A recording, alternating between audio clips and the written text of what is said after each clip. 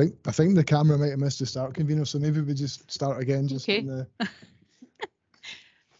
Technical issues aside, good morning, everybody, and welcome to this Audit Committee of the 7th of November. Do we have any apologies? No, convener, we don't. Is there any declarations of interest? No. Okay. Item 3, the minutes. Just to say, convener, and for participants, that due to over-exuberance, this minute was actually included in the agenda item, the agenda for the last meeting, the Scrutiny Committee, and it's been included in this one, as I say, just through youthful enthusiasm. So it's already been approved by committee, so there's no action required for committee to take this morning, other than maybe just to note that it has already been approved. And with that, we can move on to item 4, convener. Thank you. Item 4. Who's presenting?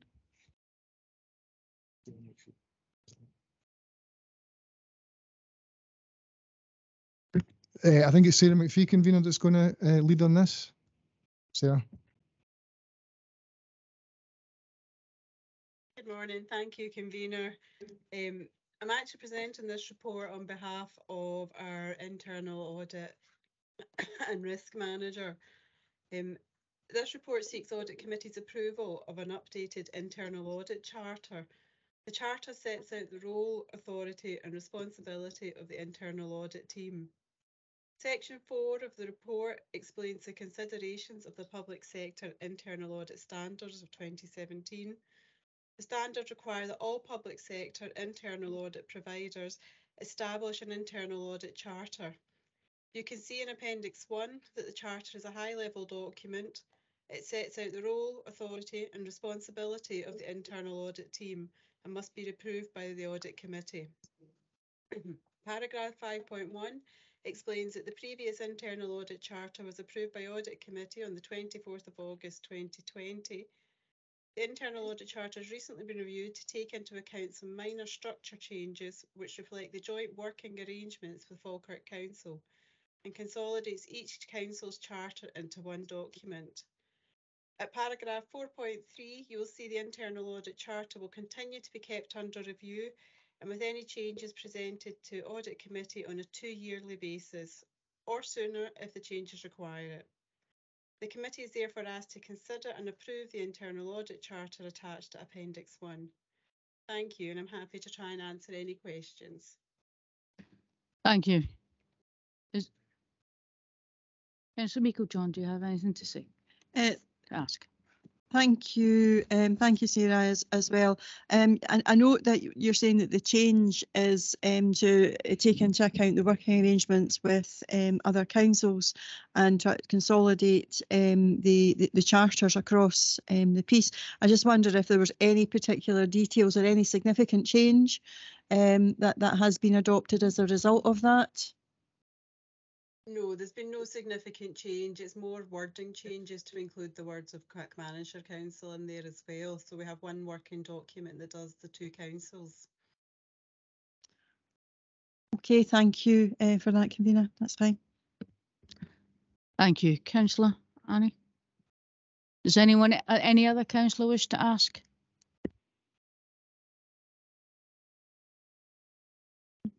Okay, go on to item 5 then, please. Perhaps, convener, just to interrupt, sorry. Just double check the committee is happy to approve the charter as set out. Happy to agree. Happy to agree. Thank you.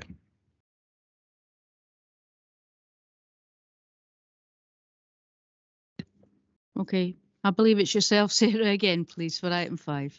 It is, thank you very much. So this report again has been presented on behalf of the Audit Manager. This report is the 2021-22 Internal Audit Annual Assurance Report. The purpose of this report is to summarise the work internal audit have undertaken over the course of the last year and to provide an overall opinion on the Council's arrangements for risk management, governance and control based on that work. The report also comments on our compliance with public sector internal audit standards. As you can see from section 2, I asked the Audit Committee to note that sufficient internal audit work was undertaken to support a balanced assurance and that internal audit can provide substantial assurance on the Council's arrangements for risk management. governance and control for the year to the 31st of March 2022. In addition, I can report that internal audit met or exceeded its key performance indicators. Section 5 of the report explains that the 2021-22 internal audit plan, which was approved by Audit Committee, was subject to change. Paragraph 5.1 explains that 25 reviews were proposed, 22 were completed by internal audit, 1 is ongoing and 2 have been deferred. The main change to the plan over the course of the year was the deferment to 2022-23 of the planned review of Legionella management arrangements and the annual reciprocal review of West Lothian Council. Excuse me a second. Sorry. At paragraph 5.6, you can see the internal audit performance against the key performance indicators. Paragraph 5.7 highlights that performance dropped slightly in one of the indicators. However, actual performance met or exceeded target for those 3 indicators. The internal audit manager is content, however, that this was appropriate and necessary and was due to priorities, resources and directorate capacity fluctuating and changing during 2021-22. In overall terms, the programme of work was completed within the agreed time allocation. Section 6 of the report comments on our compliance with public sector internal audit standards. These set out the principles and practices that we must comply with, and every year we're required to undertake a self-assessment against the standards. This has given reassurance that we operate in line with the standards. This was undertaken by internal audit during March 2022. There is also a 5-yearly external assessment, which the section last underwent during 2018, and we were found to be compliant. Thank you, and I'm happy to try and answer any of your questions. Thank you. Councillor Meikle-John. Thank you, Convener. Just a couple of questions. One was in relation to the resourcing constraints around Legionella management and the fact that you hope they'll be resolved. I'm looking for a wee bit more assurance around the fact that we will be able to take that forward, considering the concerns that were raised around our current practices that led to some real challenging circumstances particularly around our schools going forward, which also brings on to just highlighting whether or not we are now as an audit team fully resourced and able to actually do all the work that is planned going forward. Thank you, Convener. Okay. Yeah. I can assure you that the Legionella work is ongoing just now. It's actually myself who's involved in dealing with that one. The resourcing issues at the time last year, where we were down an internal auditor and we were down a senior internal auditor. I can assure you now we are at a full complement of staff as of October this year. We have recruited our last vacant post, so we are planning to achieve all the work going forward, as long as there's no other risk issues coming in that could substitute some other of the audits we've planned. Just on that, Convener, just a wee bit more about the fact that despite the fact that you were down resources, you were still able to give substantial assurance. I'm looking for the work was still done to the quality we would expect, and there wasn't a compromise having to be made. No, there certainly wasn't any compromises to be made. The team that were in place are highly experienced. The audit manager at the time as well has also picked up a lot of work to keep the quality of work going. She's not let that one drop at all. I'm new to the team, and so is one of the other internal auditors. However, we do have the relevant experience to continue and keep the high quality going. We were just 2 audits short from our proposed plan of last year, of which the ongoing one, has now just been completed. I'm about to start one of the outstanding ones from last year as well. So yes, the quality was certainly there. Okay, thank you. Thank you for that, Convener. Councillor Hannah. Yes, thank you, Convener. I'm a wee bit concerned about the kind of sequencing of things. We're seeing in this report at page, whoops, let me get my notes. At pages 25 and 32, there's reference to the fleet management and there being limited assurance on that matter. Now, at a previous council meeting, we agreed to bring forward the funds for replacement fleet, and yet in this report, subsequent to that previous one, we're seeing that there remains some scope for improving controls. So can we have some assurances that that matter has been resolved? Obviously, since this report has come to us so late, I am assuming that there will have been things, but I think we need assurance that we, in bringing forward those monies, have not put those monies into a difficult situation.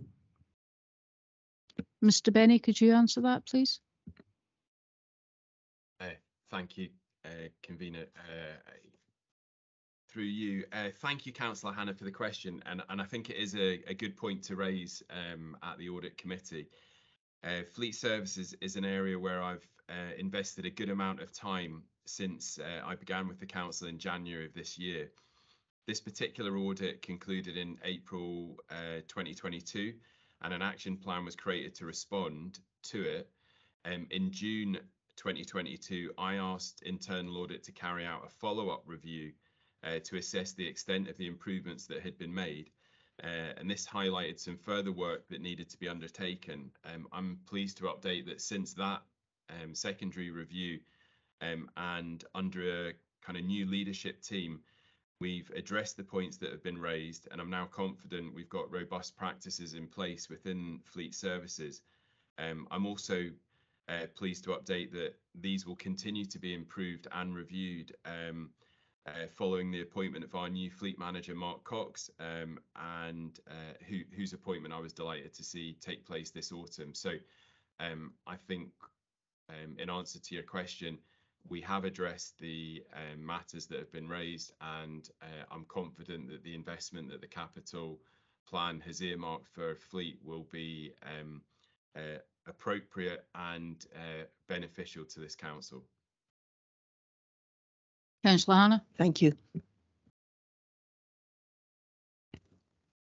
Is there any other? So, is there any other councillor wishing to ask?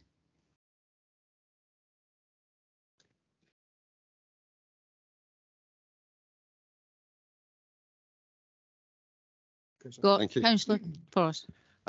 Page 26, National Fraud Initiative. As a result of the participation in this exercises, 13 instances of wrongly claimed discounts totalling £6,000 was identified. What exactly has been learned from this? The £6,000 wrongly claimed discount, what tends to we find, as soon as it's been identified there's been a wrongly claimed discount, our fraud team who do the matches on this one send out notification to the individuals. I can't tell you exactly what was at fault for each individual one of these, but I can actually say in general terms what happened is somebody has turned 18 in the property and the parent hasn't realised the impact of this will have on their single person discount.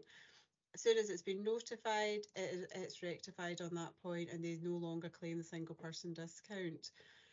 As for the exact amount and the exact reason for the 6,000, unfortunately I don't have that to hand at the minute.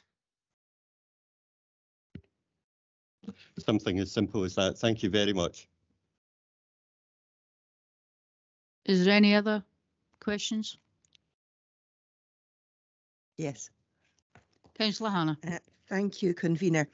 A general point about the appendix or appendices, just a plea that for the future, when you've got two terms that have the same acronym, that you don't use the acronym, because you've got not applicable and you've got the no assurance. Both are N/A. So it would be useful if that was always put out in full. I'd also like to ask about, on page 24, the corporate and housing services, the procurement and housing property support and follow-up stage 1 is not applicable. Could you clarify that, please?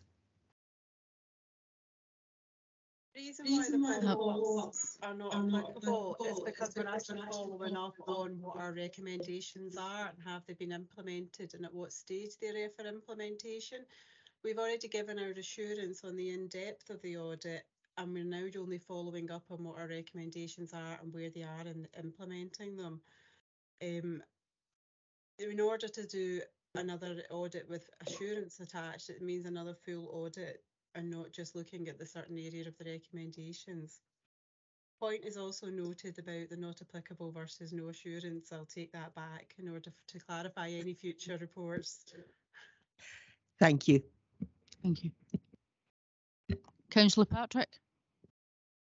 Yes, thank you. I would like to refer us on to page 29, and this is under the heading of Following the Pandemic Pound, and it relates to COVID-19 costs.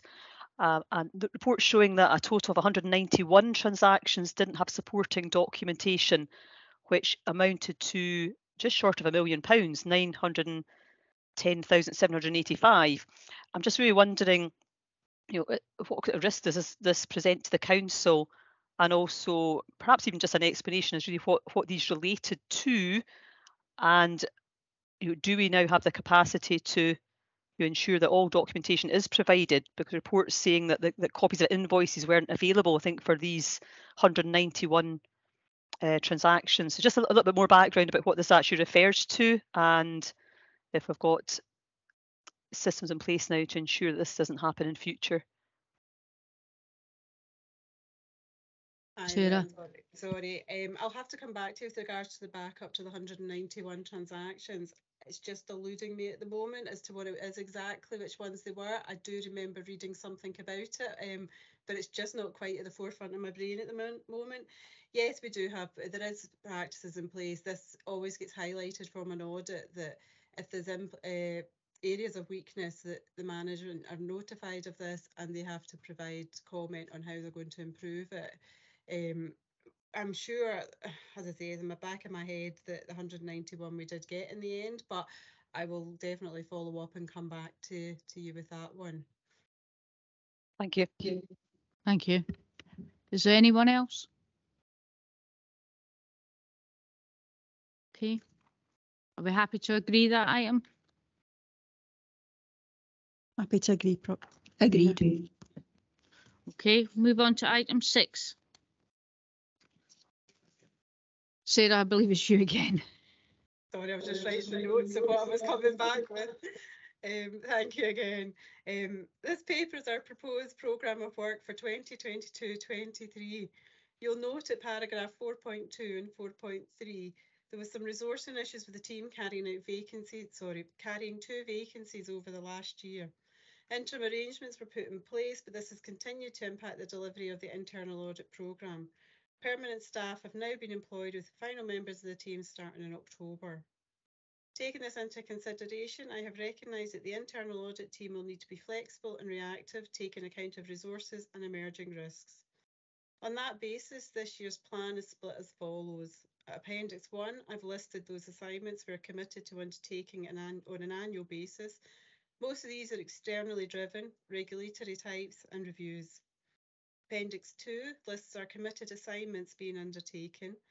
There will remain the need to be flexible, and any of these assignments not completed in 2022-23 due to changes to the Council's risk profile or competing priorities will be rolled forward into next year's plan. Appendix 3 provides details around the work we've committed to undertaking for various other clients to whom we provide services. At paragraph 5.12, highlights that each year an internal audit annual assurance report is presented to committee. Internal audit will give an overall opinion on the Council's risk management, governance and control arrangements based on the work internal audit has carried out over the course of the year at June Audit Committee. The report will also include a summary of the work undertaken in 2022-23. To finish, I draw your attention to the recommendations at paragraph 2.1.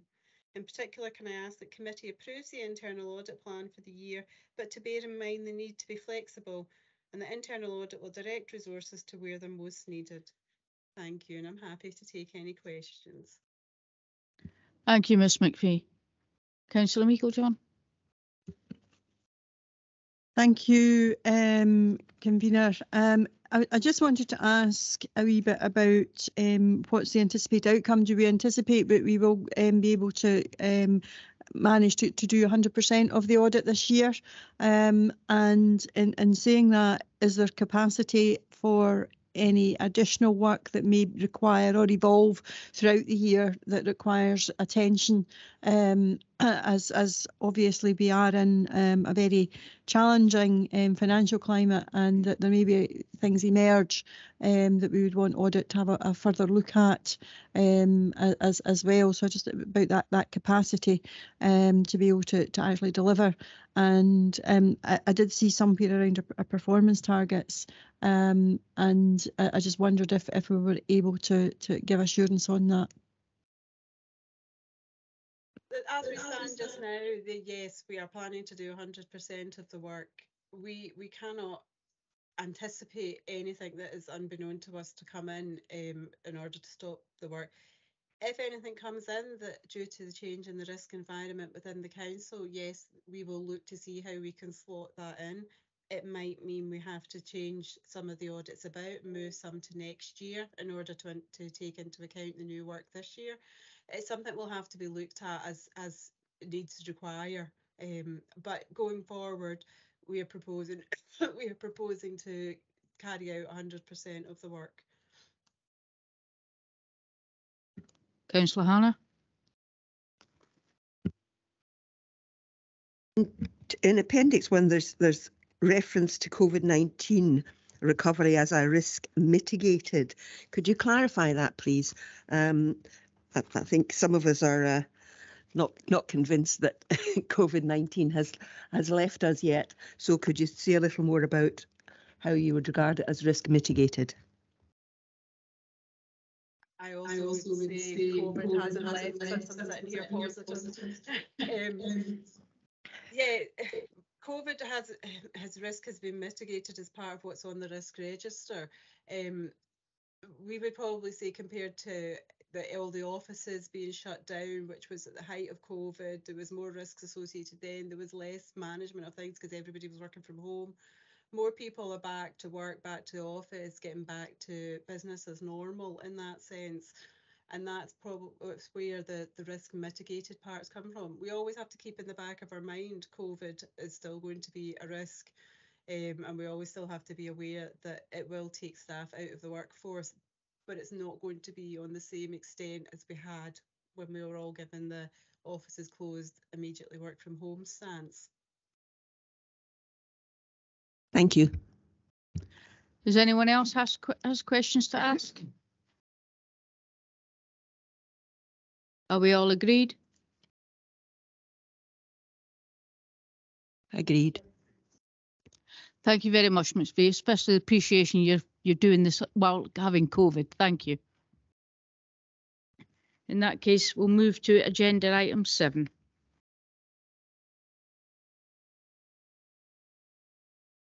And that's back to me again. Sorry, you're going to be fed up of hearing me.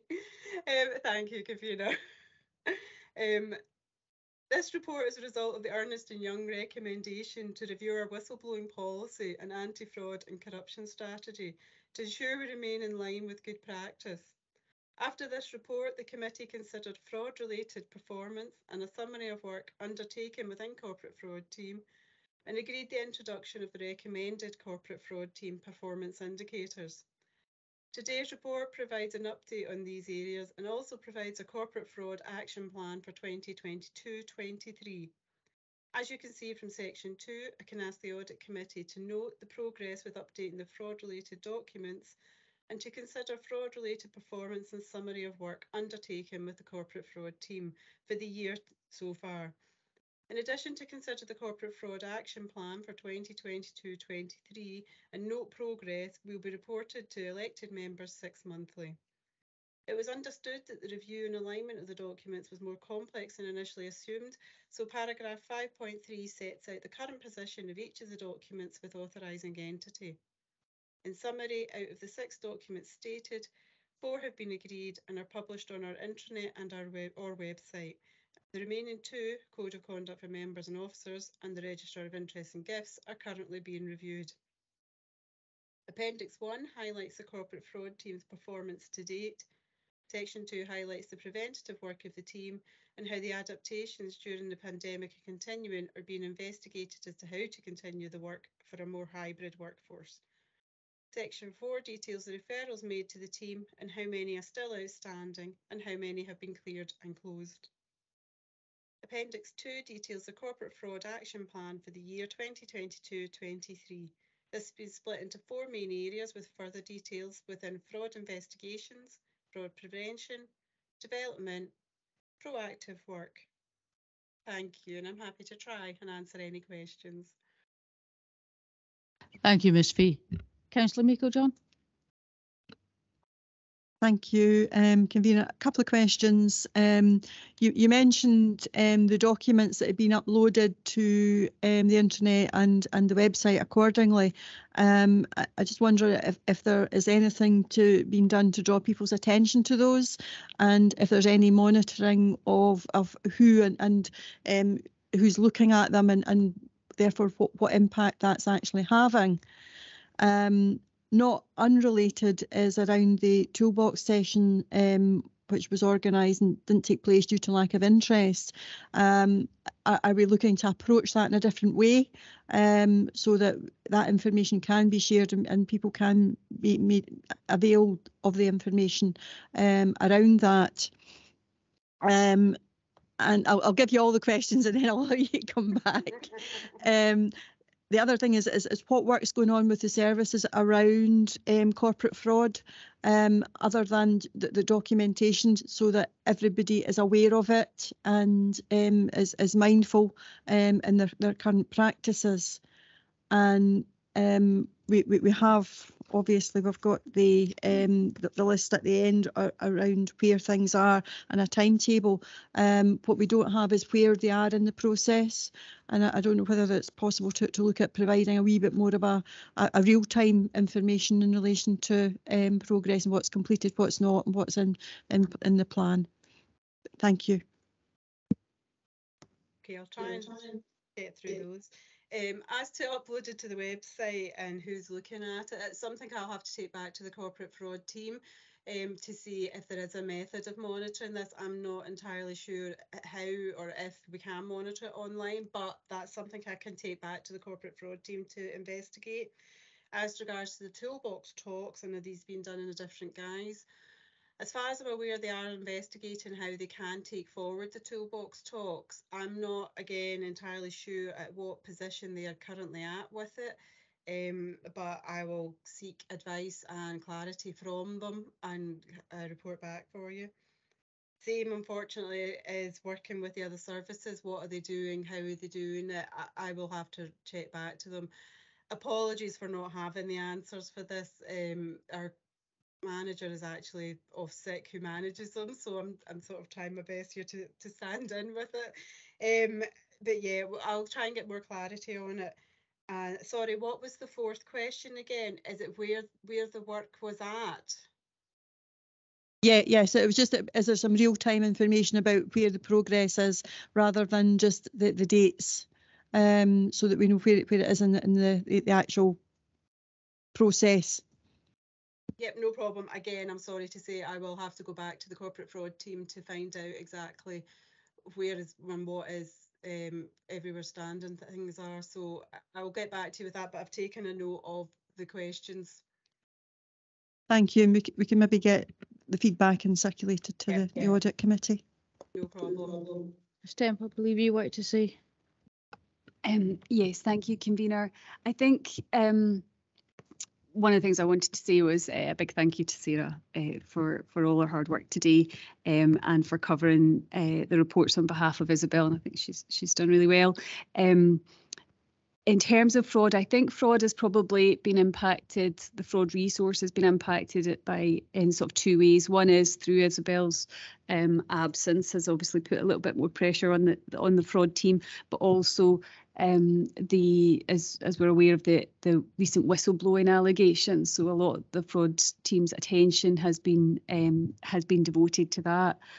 My understanding from a brief conversation with the team leader for the corporate fraud team is that we are reasonably confident that we'll be able to tackle the action plan. There may be a little bit of a delay in terms of the dates that are there, but we're reasonably on track. I think what we're wanting to do is have some discussion. We've been liaising with I can't remember the right name, I'm going to say it, but with our colleagues in the police, and we've been working with them to develop some training toolbox talks. Now, those are focused on elected members, but the discussion we're currently having is whether we need to expand that to include senior management and some officers and things like that. So there's a piece of work going on just now to look at how we can best present this information and make sure there's a good uptake of it, and that the messages are getting out across the piece. So we have gone back to the police sergeant in particular that we're dealing with. We're waiting for a response from them, and then we want to look at where we start to roll that out and how we most effectively roll that out. So as we've talked about, we've had some of these whistleblowing allegations and things. There may be a sort of structure related to that in terms of how we start to roll out some of this information. I think for the team, which is only a small team, there's two in the corporate fraud team supported by Sarah and Isabel. I think what we were focused on was getting the most recent pieces of work relating to whistleblowing and things out of the way. So fortunately that work has come to an end. Thanks. Does that answer your question? Thank you. Councillor Spears? Thank you, Convener. It's regarding corporate fraud action plan implications on page 53, item 7.1. Appropriate financial controls need to be in place to prevent and restrict fraud. Can you tell me the amount of financial controls and how much it will cost? Ms. Templer. I think the financial controls, that's not necessarily looking for something new to be implemented or added in with a cost to it. That's just about how we go about our business across the council on a day-to-day basis. So as you can imagine, the types of financial controls we have in place, whilst there will be some similarity right across the board, there'll be very different transactions that come in at different points, and we need to make sure that for all of those transactions, there's the appropriate controls in place. So a really simple example of that is that no one can authorise an order and authorise an invoice. We have to have two people involved in every purchase that we make to make sure that there's someone having some oversight of that purchase. And what we do find is that in times of, for example, during COVID, and we were making self-isolation grants and these kind of things, we had to amend and review our financial controls for those transactions to make sure they were robust for the volumes of transactions that we had and the type of information that came in. So I think the reference in paragraph 7.1 is just to make sure that for any financial transaction that's happening across the council, that we have the appropriate financial controls in place, and we take assurance from the work that internal audit do and the work that external audit do, and that's part of the assurance reports that they give us at the end of the year to make sure that those controls are operating effectively. Would that be the same answer for 7.2 resources directly? Thank you, through you, Convener. For paragraph 7.2, I think we're really just recognising that when fraud allegations come in terms of just as a generic point, there's a significant amount of resource that goes into investigating any allegations that come in, and that can be and is usually through our corporate fraud team, which, as I say, is 2 people. Or it can be if our external auditors feel that they need to get engaged in the process, they will be involved as well. And in some cases, we would also have some support from HR, for example. So depending on the complexity of the allegation, it can take up quite a lot of council resource to investigate thoroughly.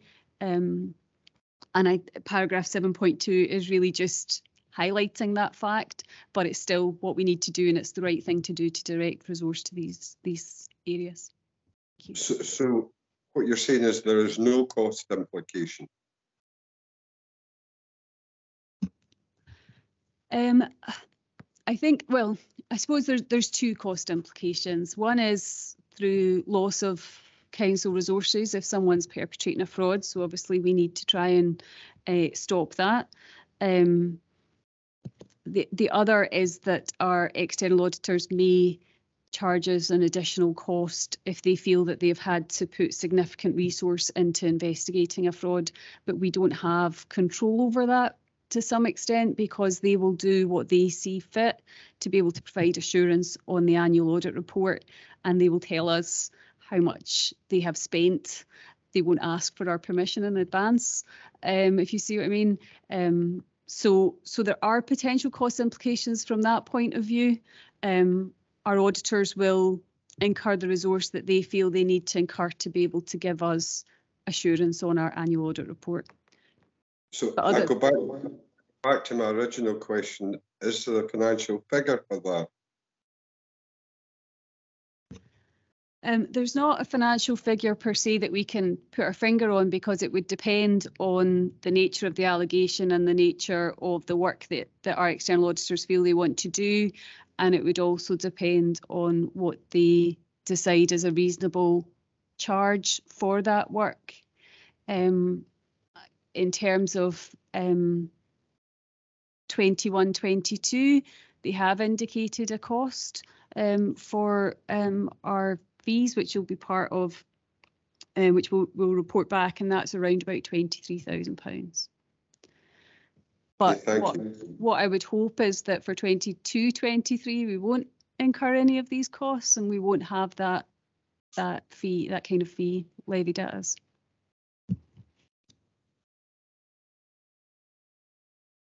Councillor Hannah. Thank you, Convener. You've said a fair bit about the whistleblowing allegations, but I would like to just ask a couple of questions about page 57.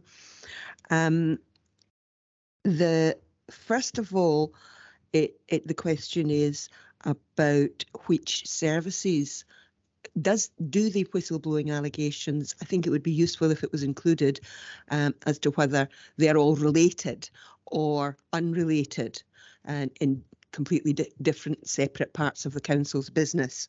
So that would be a useful clarification, first of all.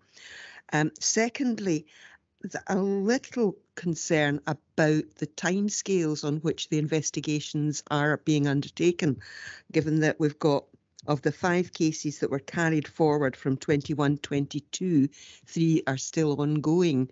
I wonder if you could say a little about the complexity of the issues and whether this is due to the lack of staffing to do the proper investigation, or if it's due to the complexity of the issues involved. Thank you, Councillor Hannah. I think in terms of the investigations themselves, as you've said, they are very complicated, or they can be very complicated. Now, there can be allegations that are investigated and resolved very quickly, and we've seen that quite recently.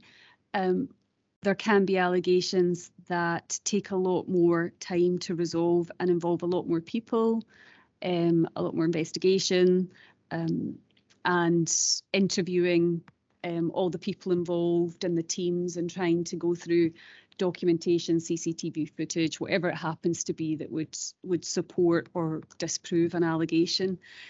So I think I'm less concerned about the resource in the team. I think it's more about the complexity of the allegation and therefore the investigation, and also where we have external support for an investigation. So, for example, if our external auditors are involved, then we have less sort of control over the timeframes for that as well, in terms of what they feel they need to do, as I say, to be able to provide us with assurance. And also, I think the other point is it depends on how many areas of the council are involved. So quite often, because of the nature of a whistleblowing investigation, we will need HR support. We may need procurement support. We may need governance support. Just depends, as well as the services that are involved in the allegation itself. So they can be complex and they can take quite a long time. But at this point, I'm not concerned about the resource in the team. Thank you. Thank you. Does anyone else have questions? No. I have one question, and it's regarding page 58 to 61.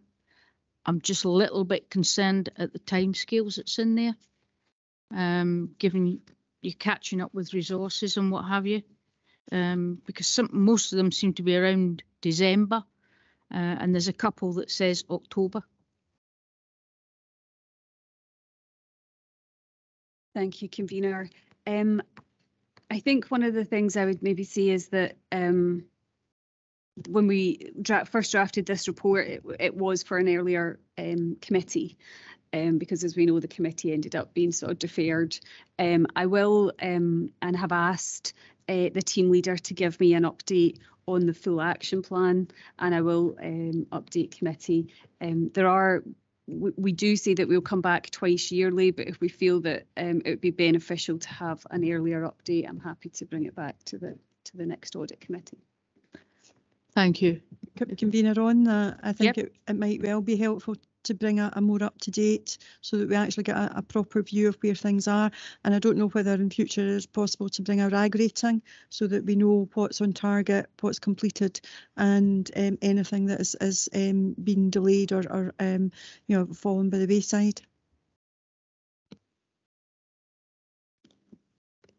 Thank you. Any more questions? Do we all Right. agree this? Oh, sorry, Councillor Hannah. Just one other issue, and I'm pleased to see that the fraud prevention training is going to be put into place. I look forward, as everybody knows, I'm always keen to get training on these matters.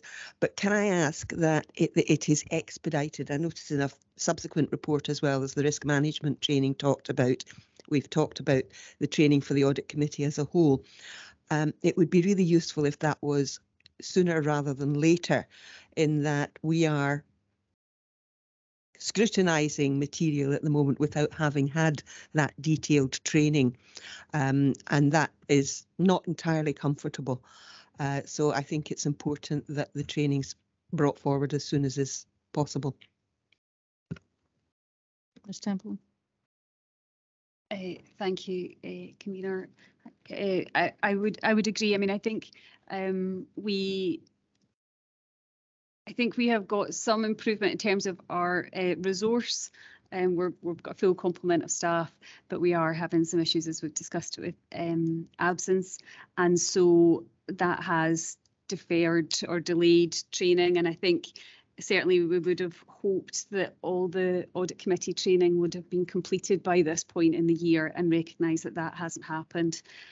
So that's certainly something that I will pick up with the audit manager and see how we can best design that training to cover all the areas, because it's obviously the audit committee, processes, risk, fraud, all of these areas. How do we how we want to deliver that? So I will take that point on board and come back hopefully with a date soon. Thank you. Is there any more questions? Can we agree this agenda item?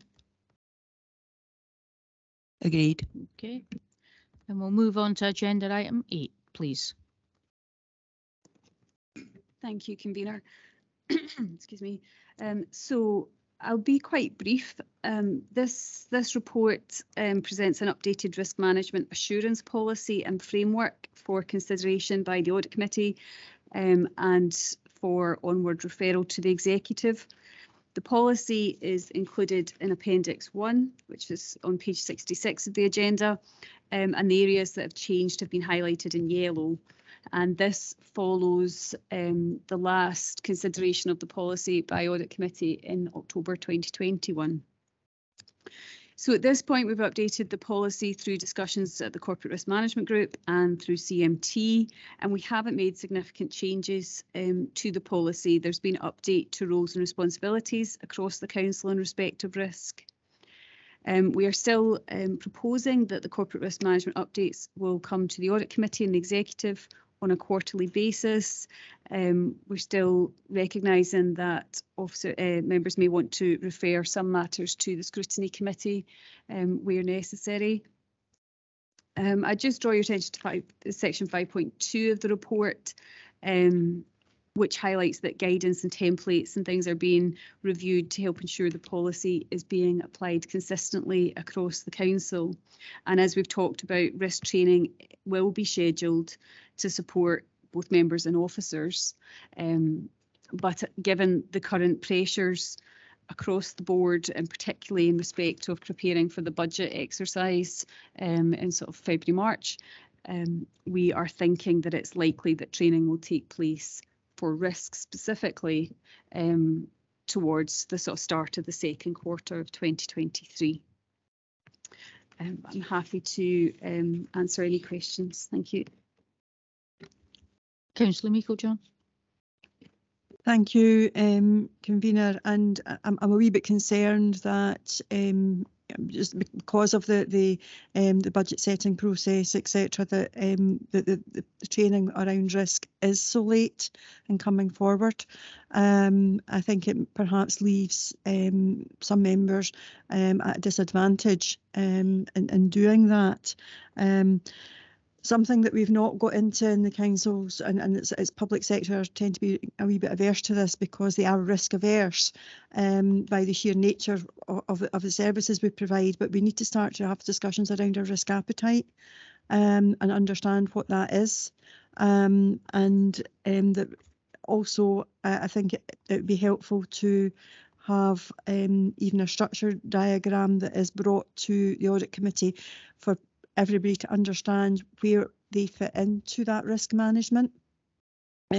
What's the responsibility of the service, what's the responsibility of the corporate management team, but more importantly, what's the responsibility of elected members in doing all of that. And I appreciate risk probably a very dry subject for some, but it's also a very important subject that I think we need to actually have a conversation around so that people are comfortable about looking at the risks that are to our organisation, but also to our communities, but also about how we manage and mitigate those and what tools we have at our disposal. So that's why I think it's very late in the day to have that training for elected members, and that there maybe needs to be more of an emphasis on that, and particularly in the papers that we have coming to us about the risks and the potential there to us. So I just want to make that comment, but I do appreciate the services is under a lot of restrictions just now with staff absence and the preparations for the budget, but I think it does go hand in hand with the responsibilities that the council as a whole has. Ms. Templeton. Thank you, convener. I don't disagree with anything that's been said, and I think it is at this point in time, I'm just thinking of the sort of capacity for the service overall, but also for officers and members, because we know we've set up so many groups and working groups to try and take a lot of the work forward, particularly around the budget, and that is obviously addressing one of our kind of highest corporate risks. So I think it is about that sort of sense of we are actively undertaking risk management through that work. The training is the thing that I think at this point we're struggling to resource. So it's certainly something I will take away and consider further. I think it's a valid point. We have had some discussions about risk appetite, and I think we've talked about trying to have a sort of workshop session to sort of better understand people's views on these kind of areas.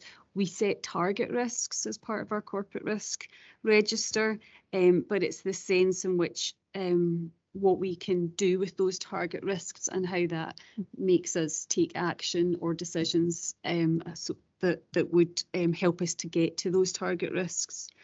There is a diagram on page 70 of the agenda which sets out the risk management reporting framework, but I would concede that it's not necessarily the most sort of helpful diagram. In some ways it's very factual just in terms of what reports, for example, each area of the council will get and how they'll consider them.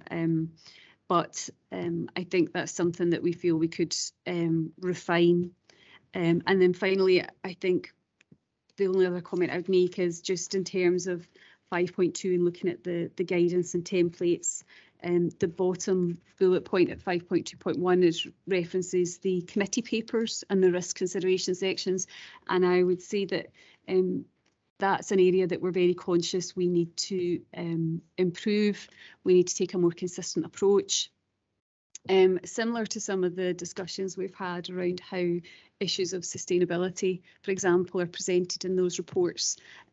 So we are having those discussions within finance in terms of the internal audit and risk side of it, but we've also been having those discussions at CMT to look at how we can improve that. So that's an action that I would hope to see us moving on quite quickly. Thank you. Thank you for that, Amanda. And I just wonder if there's capacity to look at using either the improvement service or our external auditors to assist with doing some of the risk training, and that could perhaps take some pressure off internally as well. Councillor Spears. I tend to agree with the Leader of the Council's concerns over training while we go into our budget deliberations. There's been much talk about the scale and the size of the cuts that are coming forward in the budget. How will we apply these risk formulas to these particular cuts and everything that is determined by Council to cut? Will we be getting a risk assessment on any motions or any deliberations that are brought forward on cuts?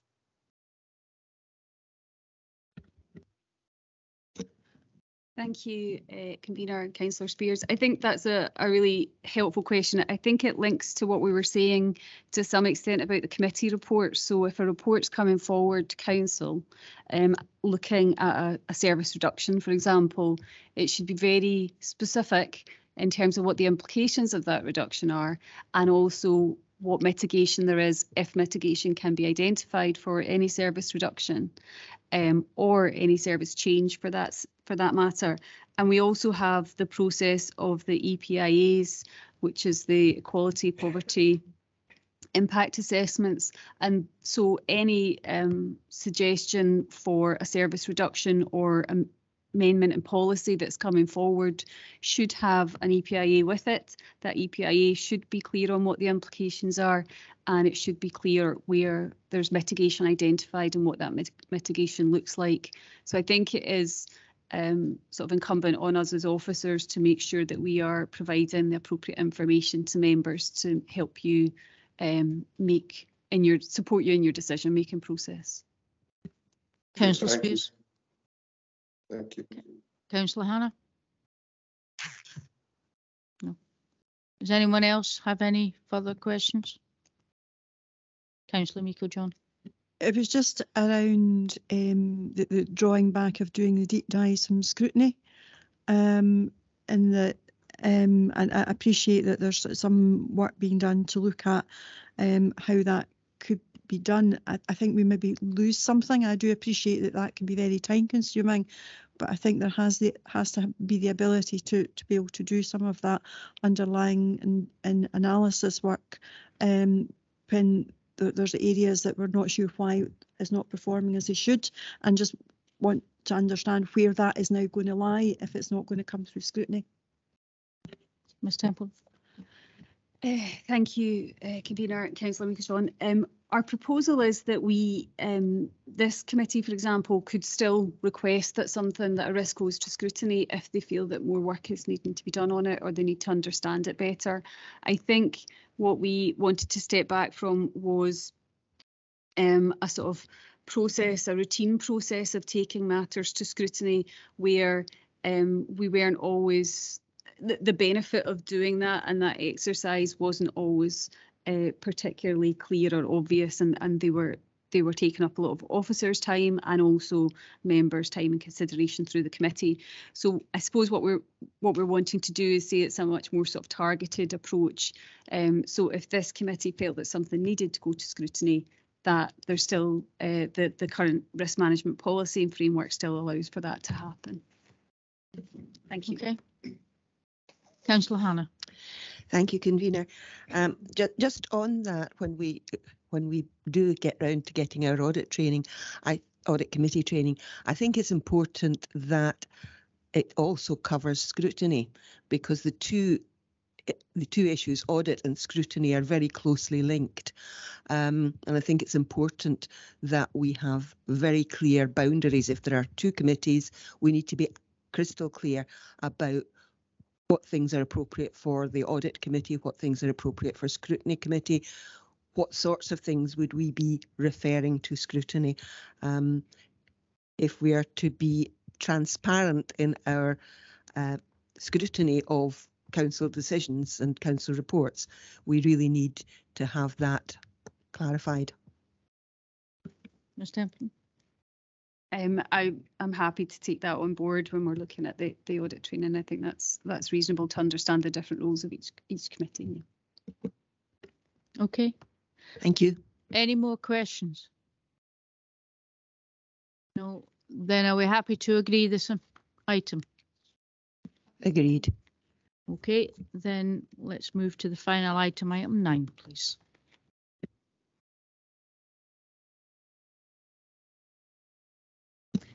Thank you, Convener. Apologies. It took me a while to find my page.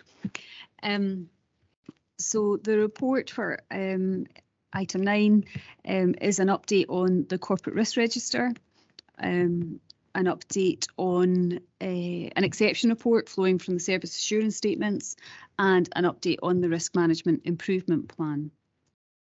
Appendix 1 of the document shows a summary of the high corporate risks, and paragraph 5.1.2 of the report highlights some of the planned work to improve the quality of the information that's included in that appendix moving forward.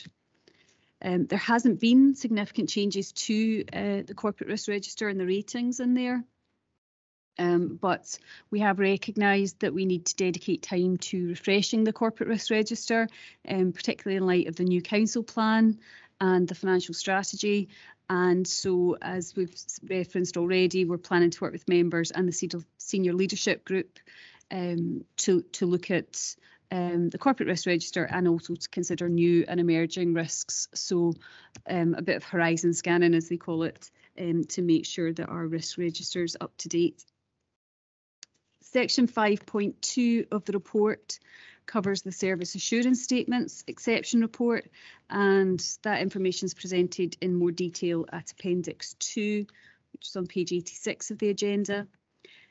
Again, further work is planned to improve the completeness of information, and as services are updating their service plans on the back of the new council plan, we would expect that the service risk registers will be updated and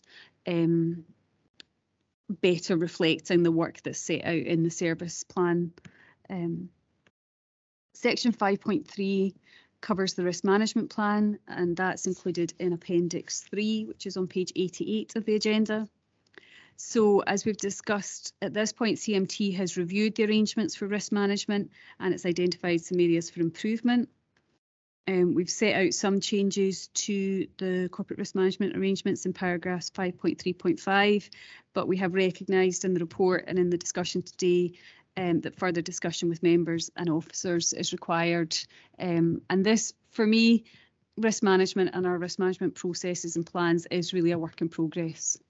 So we are open to refining what we do, and we are open to having the discussions with members and officers to look at how we can improve it. I have said, we've mentioned it in our previous paper and it's referenced in 5.3.7 that some of the work we're planning to do, we were now planning to defer because of capacity issues and the focus on the budget.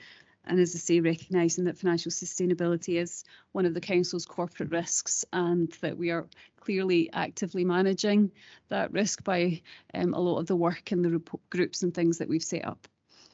I think I'd just like to say, you know, risk is quite a complicated area. As you said, it can be quite a dry area. And, you know, I would like to sort of thank our corporate risk coordinator.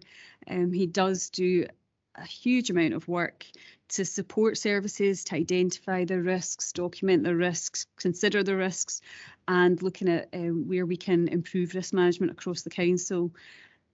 In CMT, we have committed to improving our arrangements, but it takes a lot of work to do that. And as I say, I think we're on a journey at the moment, and it is a work in progress. So it's certainly, we recognise the importance of it, and we just need to schedule that work in accordingly.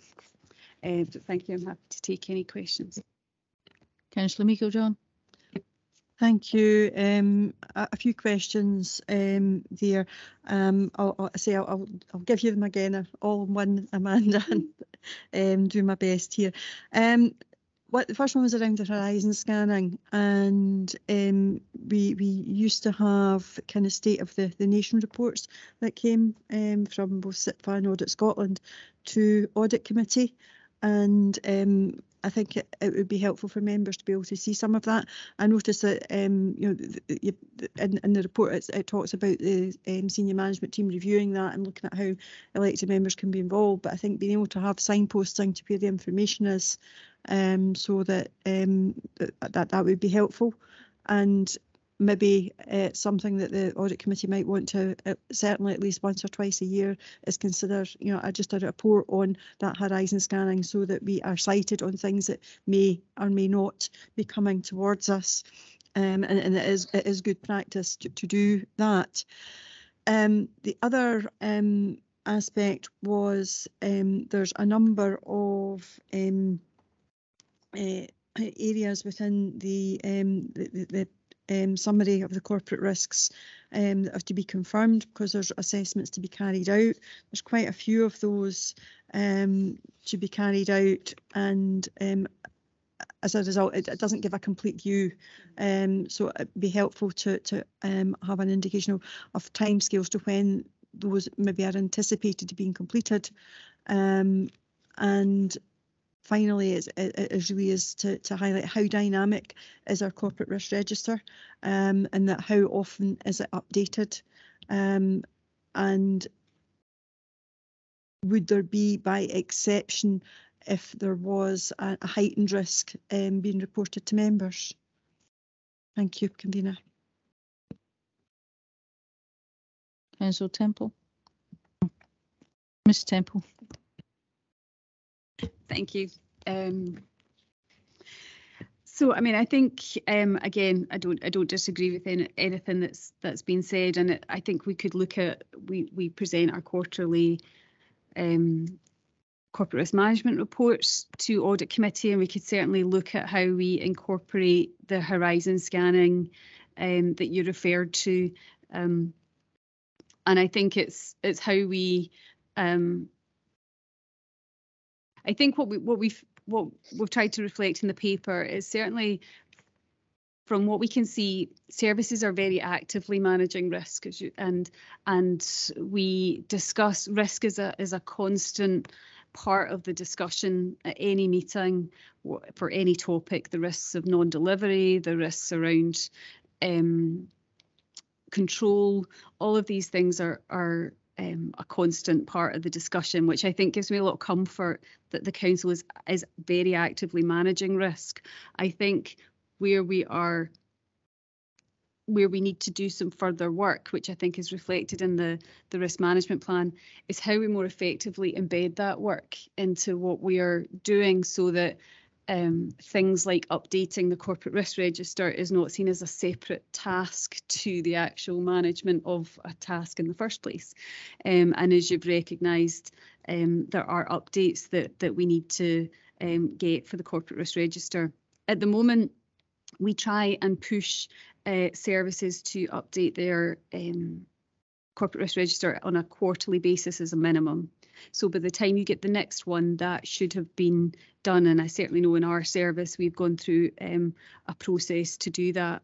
But I think what we're looking for is that way to better embed that into what we're doing on a regular basis and to make it more dynamic, as you've said. And certainly, I think that we are aware of significant risks. I think, again, we tend to manage those in that we do tend to escalate those. So if we think of COVID, for example, or we think of energy, these things are referenced in various reports. If I think of energy in particular, in terms of the war in Ukraine, you know, we have flagged that up on many occasions in our finance reports, for example. We're showing that we're actively monitoring and managing that situation, and there's briefings on the Ukrainian position in terms of the refugees and the impact on the local area.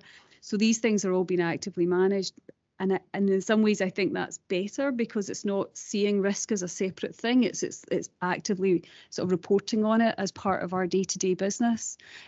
So I feel that I feel some reassurance. I think that any new heightened risks would naturally form part of our reporting to members. But I certainly think, in terms of how dynamic we are with risk, we can improve how we update, and that's part of what we need to do through our risk management plan. Thank you, Ms. Templeton. Councillor Spears. Thank you.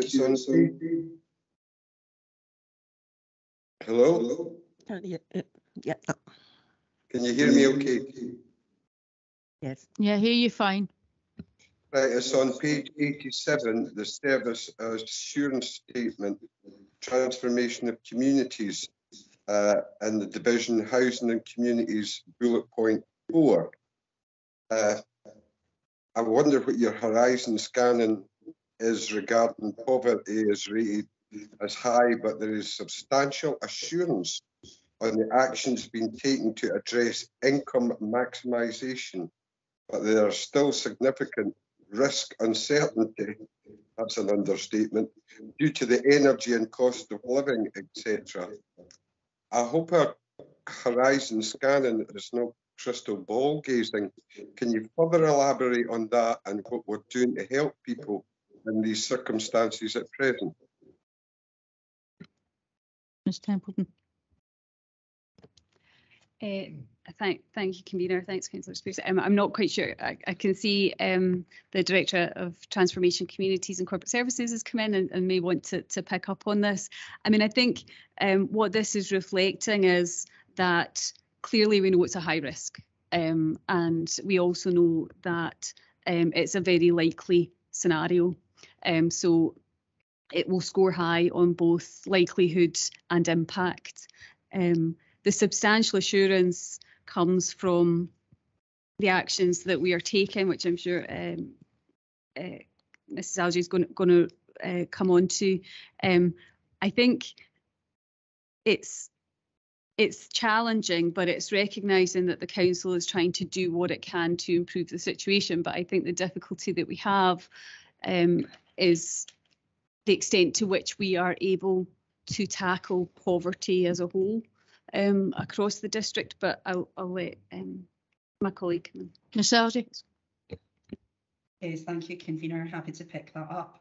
Convener, we did present a report to Council in June with a wide range of actions that the Council is taking to try and address poverty. It's an exceptionally difficult issue out in the communities, as everyone will be aware. And as Amanda said, it is high in respect of the risk that is out in communities at this point in time. Members will recall that we also put some additional funding in there, both through the household support grants and through the leader funding, and by putting in some additional posts which are in the process of being advertised to support income maximisation. So there is a wide range of actions currently taking place. There was a briefing note for members that was circulated a couple of weeks ago on some of these actions, and I'm happy to send that out again if it would be of help. And there is also a report being prepared for Council in December, which will come to members with the range of actions across the Council that we're taking to try and address poverty. So in this respect, there's substantial assurance, as Mrs Templeman says, around the actions that we are taking, but the risk is still high because of all the varying factors that are out there in the communities around the cost of living. Thank you. Councillor Spears, does that answer your question? Well, I don't think there is an answer to the question, to be honest. I think everybody's in for a really, really difficult time. And the difficult time started a couple of months ago. So us getting things in place now for December, you know, you're halfway through winter. And we really need to be really sharp on this because people are suffering just now. Thank you, Councillor Spears. Councillor Hannah. Thank you, Convener. Thank you, Councillor Spears, for raising that issue, because that was one of the issues that I wanted to raise. I'm very pleased to hear that the posts have 5 months after the decision was made been advertised, and I would also kind of back up Councillor Spears and his point that it really is important that we do things and we do things quickly. The problems of cost of living and the impact on the problems of poverty, not just of our most vulnerable citizens, but also people on middle incomes are suffering as well. And we have to get out there to do more promotional work in terms of income maximisation. It's not the answer to all the problems, but it is part of the answer. Second issue I'd like to raise is we are now talking about there being 3 assessments covered in every council report. There's the equalities impact, climate change impact, and now we're going to have risk covered also. Can I please ask you to put all the information in the same section of every report? In this report, we've got climate change at 3.1 and we've got climate change at 7.5, equalities at 7.4. It just would be much easier for busy councillors when they're going through reports if these things were put into the same section, either at the beginning or at the end. I don't really mind, as long as they're in the same place. At first, I thought there wasn't an equalities impact point in this report because it didn't come to the very end. The third point I would like to raise is on Appendix 1, and I'm slightly confused about the way these are talked about in terms of impact being high or medium. In public protection, harm to adults and children, you've got inherently high impact cannot be reduced to medium. In leadership, decision making, etc., you've got reduced from medium to high. Now, you either which way is it? Is it reduced from medium to high? And if so, I must go and do some research to understand what high and medium mean. It seems to me that high is higher than medium, and it would be increased from medium to high and reduced from high to medium. But if you could clarify that for me, please, so that I can actually understand what Appendix 1 says. Thank you, Councillor Hannah. Councillor Algie, you want to come back in?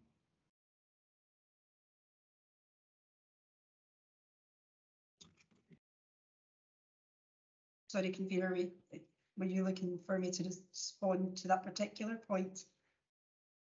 If you can, please. Yes, certainly happy to pick that up. On the risk register, you have certainly the leadership one. It's reducing from medium to high because the risk hasn't, I accept how it's been worded, but it's the risk has increased. So it's a higher risk is a reducing situation. I accept that the terminology is not clear there, and we probably need to look at that, and we can look at that for the next report, absolutely. Ms Templeton? Yes, thank you, convener. To echo what my colleague's saying, I can absolutely understand the confusion, and I think we can certainly make that better. I think it's about, as Karen saying, it's about a reducing or a picture that is getting worse as opposed to better. What I would say is, in terms of the first risk around harm to adults and children, what we are saying is that we cannot amend that risk to have a medium impact because regardless of what we do, any harm to adults and children will have an high impact. It's just inherently high, and we can't change that. So we have to recognise that. What we can affect is the likelihood of that impact to some degree, but the impact will always be high, and we won't be able to change that. But I'm happy to take the wording away and amend and improve. Thank you. Thank you. Mr Pirrie? Thank you. Maybe just on the point of report format, there's been some comments throughout this morning on the format and content of reports. There is an action for me for next year to undertake a review of report formats as part of my services service plan. So that's something we'll do, and we'll take on board all the comments. It's probably just worth noting though, in terms of the shape of reports just now, it was a decision of council this time last year to insert after the recommendations the climate change. So that's there for a very specific reason. The implications section was always at the end of the report, but this was a specific request by council to put that at the start of the report. Next year, when we look at the report format, we'll look at all of this and all of the comments which have been made today. Anything else, Councillor? Yeah, thank you for that. I'll just make a plea for reports being shorter and clearer. I think we would all appreciate that. The other thing I would like to kind of maybe go back to is to Mrs. Algie to say about the posts in terms of the income maximisation. Just a plea to have that expedited. As Councillor Spears was saying, winter is fast approaching, and the problems that people are going to have are huge. Ms. Algie? Yeah, thank you, convener. Have to come back in on that point. Yes, I absolutely agree, Councillor Hannah. We do need to get these posts in place as quickly as possible. There was an option for us to do this quickly, but we wanted to redesign the posts to ensure that we brought in people with the absolutely right skills that we need to support communities, which is why it's taken a little bit longer than normal to actually advertise these posts.